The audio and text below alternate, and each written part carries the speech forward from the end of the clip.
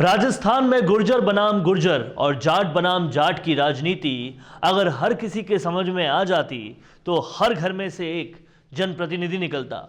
दूर से आसान दिखाई देने वाली राजनीति धागे के उस गुच्छे की तरह है जिसका अगर एक सिरा पकड़ में भी आ जाए तो और सुलझने की जगह उलझ जाया करता है।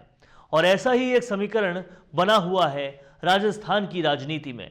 नमस्कार, आप देखना शुरू कर चुके हैं राजस्थान संवाद।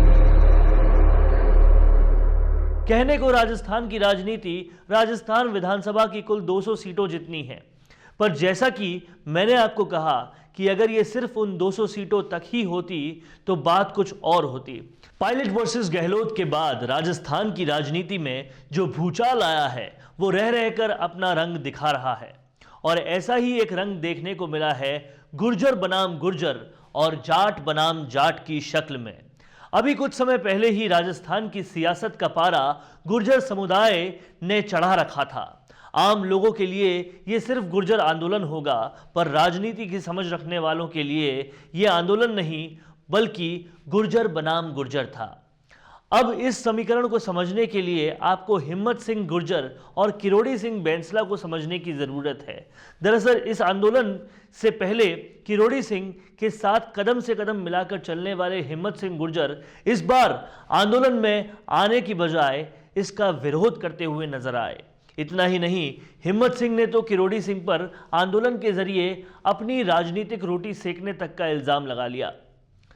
कभी किरोड़ी के खास माने जाने वाले हिम्मत सिंह का इस तरह से बयान देना जब सामने आया तो सूबे की सियासत में बातें तेज हो गई।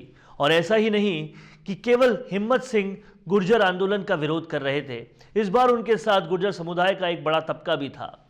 अब इस पूरे समीकरण को देखते हुए लोगों ने गुर्जर आंदोलन से पहले ही गुर्जर एकता का पाठ भी पढ़ाना शुरू कर दिया। इसी के साथ साथ गहलोत सरकार ने भी सचिन पायलट और अशोक चांदना की जो रेस है वो देखने वाली है। राजस्थान सरकार में भी गुर्जर बनाम गुर्जर इन दोनों के साथ ही शुरू हो गया। दरअसल पायलट वर्सेस गहलोत के बाद गहलोत ने पायलट की जगह अशोक चांदना को लाने की पूरी कोशिश की। खुद जनता और समाज ने ही गहलोत जी को सीधा सीधा जवाब दे दिया। उनका नेता एक ही था और एक ही रहेगा और वो है सचिन पायलट। ये तो हुई गुर्जर बनाम गुर्जर की बात। अगर बात करें जाट बनाम जाट की तो गहलोत सरकार ने इसमें भी कोई कमी नहीं छोड़ी। इस मामले में 3 किरदार पहले से ही सामने हैं। हेमाराम चौधरी और दूसरे हैं विश्वेंद्र सिंह, तीसरे हैं पीसीसी चीफ गोविंद सिंह डोटासरा। अब इन तीनों में सिर्फ जाट होने के अलावा कुछ और सेम नहीं है, मतलब ये सिर्फ जात है, इसके अलावा इन तीनों में कुछ भी एक जैसा नहीं है। इसकी सबसे बड़ी वजह है पायलट वर्सेस गहलोत। दरअसल हेमाराम चौधरी और विश्वेंद्र सिंह पायलट गुट के नेता माने जाते हैं, वहीं पीसीसी चीफ प्रदेश के मुखिया अशोक गहलोत के खास लोगों में गिने जाते हैं। अब अगर बात की जाए इन तीनों की तो तीनों ही नेता जाट समुदाय से आते हैं और जाट समुदाय का राजस्थान की राजनीति में क्या रोल है ये शायद मुझे आप लोगों को बताने की ज़रूरत नहीं है। अब जब ये तीनों जाट समुदाय से आते हैं और ये तीनों ही अपने अपने क्षेत्र में अच्छी पकड़ के लिए जाने जाते हैं, अब ऐसे में सवाल ये उठता है कि क्या इस तरह की राजनीति में किसी को फ़ायदा हो पाएगा, और अगर होगा भी तो कैसे, क्योंकि ये तीनों एक समुदाय से आते हैं पर अलग अलग नाव पर सवार हैं। ऐसे में बड़ा सवाल ये उठता है कि समुदाय की तरफ से किसको देखा जाए। इसी के साथ साथ सबसे बड़ा सवाल ये है कि क्या इस तरह की राजनीति करना ठीक है, और अगर नहीं है तो क्यों इस तरह का माहौल यहाँ पर बना रखा है।